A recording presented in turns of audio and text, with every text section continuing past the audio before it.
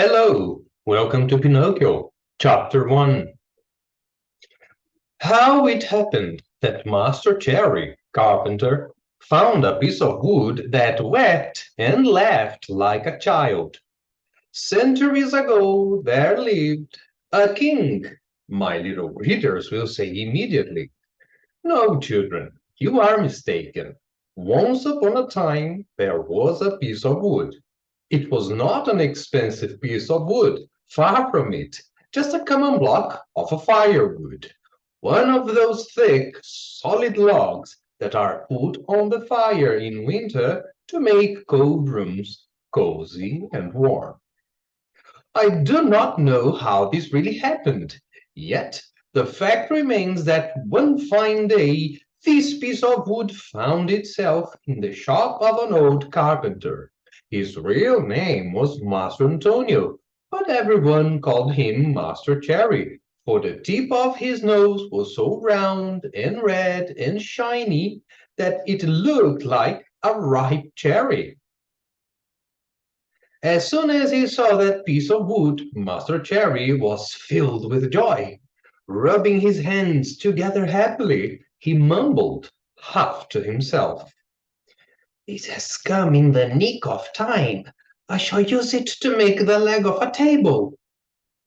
He grasped the hatchet quickly to peel off the bark and shape the wood. But as he was about to give it the first blow, he stood still with arm uplifted, for he had heard a wee little voice say in a beseeching tone, Please be careful. Do not hit me so hard. What a look of surprise shone on Master Cherry's face. His funny face became still funnier. He turned frightened eyes about the room to find out where that wee little voice had come from, and he saw no one. He looked under the bench. No one. He peeped inside the closet. No one. He searched among the shavings. No one. He opened the door to look up and down the street, and still no one. Oh, I see, he then said, laughing and scratching his wig. It can easily be seen that I only thought I heard the tiny voice say the words. Well, well, to work once more. He struck a most solemn blow upon the piece of wood. Oh, oh, you hurt, cried the same faraway little voice. Master Cherry grew dumb. His eyes popped out of his head, his mouth opened wide, and his tongue hung down on his chin. As soon as he regained the use of his senses, he said, trembling and stuttering from fright, Where did that voice come from when there is no one around?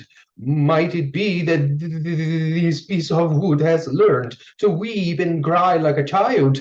I can hardly believe it. Here it is, a piece of common firewood, good only to burn in the stove, the same as any other. Yet, might someone be hidden in it? If so, the worse for him. I'll fix him. With these words, he grabbed the log with both hands and started to knock it about unmercifully. He threw it to the floor, against the walls of the room, and even up to the ceiling. He listened for the tiny voice to moan and cry. He waited 2 minutes, nothing. 5 minutes, nothing.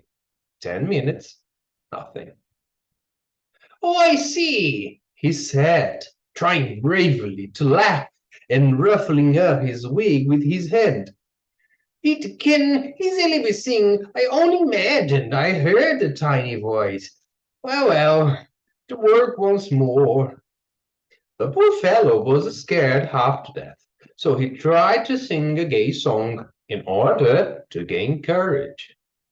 He set aside the hatchet and picked up the plane to make the wood smooth and even.